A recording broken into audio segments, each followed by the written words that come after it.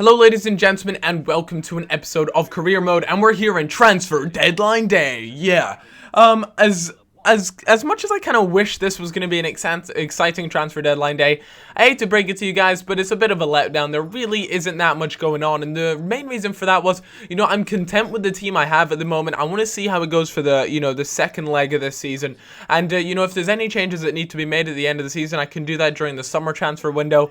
And I was just in no real rush to go and spend money that I really just didn't need to spend. With that being said, though, I actually didn't have a lot of money to spend as it is, but an offer came in for Nastasic for 21.5 million, and you guys might be like, why the hell wouldn't you accept a 21.5 million bid for a centre back? And I'll tell you guys right now why that is. There's actually a couple of reasons. One, because Nastasic still hasn't reached his maximum potential. I feel as though he's definitely got a lot of growth to come, and I think he's going to become a much better player. Another thing is, if I did sell him, it would still leave me pretty short at the centre back position. We already got rid of Kurt Zouma for 19 million, and I brought in Dejan Lovren, so I was more excited just to see how Lovren and Nastasic would do as a pairing. I mean, both are big players, both have good pace on them, and both just look really good. So I mean, I understand I have Ferdinand and Henrique Felke, I think is how you say his name. Yeah, Feltri, sorry. Who was actually the free agent we picked up for almost nothing, and you guys know that I like both of those centre backs, but I definitely I'd hate to rely on only having 3 centre backs, and I really do want to have some quality centre backs, because I feel as though the centre back position is really a very important position. It's kind of like the spine of the team, the rock of the team. You got the centre midfield, which is like the absolute central. You have to have a good core, and then you can obviously expand outside of that. But having 2 really good centre backs, I feel will be really important, and so that's why I decided to keep Nastasic there. So I hope you guys can understand, and I do reckon, in a few seasons, maybe not even in a few seasons, maybe shorter time than that, I reckon his price will go up to around 30 million. I honestly think he is that good. But I had a game up against Stoke, and Stoke actually put on some really good early pressure onto me. That should have been a goal right there, but it ended up being a corner, and Charlie Adam there takes a corner, and it falls right into Knightley, and Knightley with a fantastic finish, actually. Sorry, Kitely, my bad. It was actually a really nice finish past the keeper, and I didn't expect it, but a well-deserved goal for them. But Insigne there, I decided to play him ahead. Had a few issues as far as fitness-wise as to who to play. For some reason, all my other players got fitness besides my 2 strikers. Not entirely sure what was going on there, but Walters manages to play an absolutely magnificent ball through to Charlie Adam, who just scores the most elegant volley ever to put it past my keeper. And honestly, both those goals there were just very well done, and I was really disappointed I lost 2-0, especially at home. But those 2 goals were very good, and there's not much I could do against them. Obviously, some better defending would have helped, but in general, they were just 2 very good goals. So, and definitely no FIFA BS in those, but that's just the way it ended up. And that was actually a very important 3 points that I missed out on there. I do need to make sure I finish top 4, but I unfortunately couldn't pick up 3 points there, but my aim is still top 4. Nicola Gavazzi there, one of the young players that we've been looking at recently, kind of just slowly scouting him to figure out what his potential is going to be. And when I feel it's time, I'll move him up into the first team, and hopefully we'll be able to sell him on for $1 million or a couple million. But Gaita there actually expresses, like, do you actually think you're going to play green ahead of me? What the fuck are you smoking? And I was actually like, oh shit, did I play green that last game? No wonder they managed to score 2 goals on me.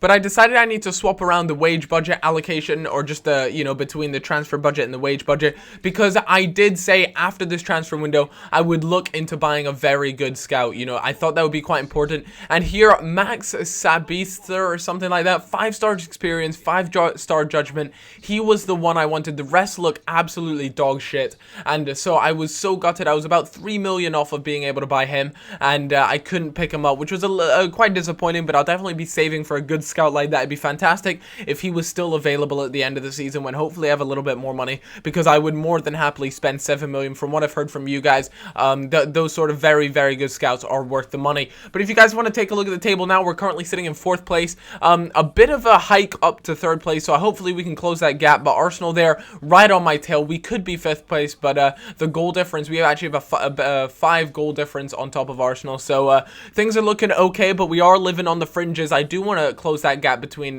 myself and Spurs. I feel as though that would be really important to the rest of the season, and you guys know how much I really want this 4th place. But after that loss at Stoke, I ended up having the European Championships.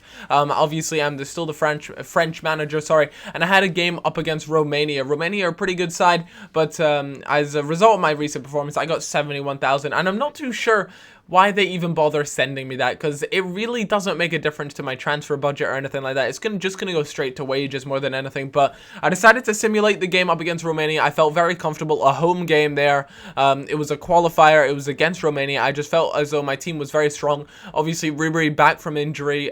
Striker is Benzema, Menez, Cabaye. And speaking of the devil, Ribery manages to get the opening goal. I mean, the French side is just so strong. It's incredible. The European qualifiers, so you guys might be like, why are you simulating these games? But they are just qualifiers. When it gets into the actual tournament and we come up against, I want to say, some slightly better teams, then there's no doubt in my mind that I will definitely be actually playing them. So you get to see some gameplay of France. Well, me playing as France anyways. But I had another game up against Finland and a very similar situation. No disrespect to Finland, but I did feel as though the French side was much stronger, and I was pretty comfortable in managing to simulate this again at home. But Ribery actually getting 2 goals again. He's an absolute hitman and a half, and this formation seems to make sure that Ribery is very much the guy on the ball, and he manages to get 2 goals. And Cabaye there, one of the players that I actually rate very much. But Griezmann comes on for Menez, and it does a fantastic. Oh, sorry, Griezmann comes on for Ribery and manages to get a goal. Maybe it's that one position that just has a lot of luck, because Ribery got 2 goals there in that game, and then Griezmann came on and got 1 goal. But with that being said, team is looking very tasty. I mean, the defense is actually looking good as well. Brought in Gaita because I knew that he was a little bit disappointed that I played Green over him, but it is important that I do make sure my second or my substitute goalkeeper does get a bit of game time. I feel as though that is quite important. But I had a game up against West Ham, and it was very important that I played well against them. I do not want to slip behind Arsenal. It's important that I do well, and I needed to pick up 3 points. I know it was an away game, but that's no excuse. If I want to come top 4, I've got to be beating teams like West Ham away, especially with the current team I have. You know, Muriel, Fellaini. I mean, I was very much playing arguably my best squad in this, but El Shaarawy just gets a little bit of space, and that shot actually has a lot of dip towards the end of it, and it was just a fantastic goal. Great finish, and a little bit of passing back and forth from West Ham. There was actually, in one of the games, I believe, I don't think I actually show it to you guys, but the computer actually stands about 3 meters away from each other, and they just pass it back and forth to each other for about, I'd say about 10 in-game minutes. I was like, what sort of shit is this? I mean, these guys are just some ratty bastards. But anyways, El Shaarawy on the ball just outside of the box, where he's very lethal and very dangerous, because we all know his shots, as I've expressed many times, are just very strong. But I managed to snatch the ball off, and oh my god, like, these are some crazy goals that are being scored with my team right now. I mean, their stats obviously being boosted as seasons go on because their potential increases, but I mean, these are just some wacky goals that we're scoring, which is great to see. Götze is actually becoming a very good player. He's not necessarily a goal scorer.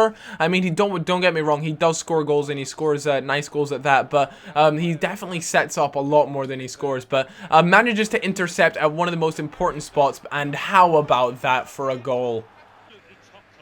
Like, if you guys are fapping right now, I honestly don't blame you. Feel free to do so. In fact, let me know in the comments if you did, because I'm doing exactly the same as I speak to you right now. So don't be disturbed because Muriel, or not Muriel, but El Shaarawy is let loose. And due to his potential, he obviously has increased his pace. And previously, he was a little bit of a sluggish player. Well, sluggish isn't the right word. You know, he did have, you know, high 70s pace, but now he's well into the high 80s. And definitely a much quicker player than when I first signed him, which is great to see. And again, El Shaarawy let loose on that wing, manages to roulette round the defense, and he's going to bury that 24/7. But that'll do for today's episode. I hope you guys did enjoy this episode.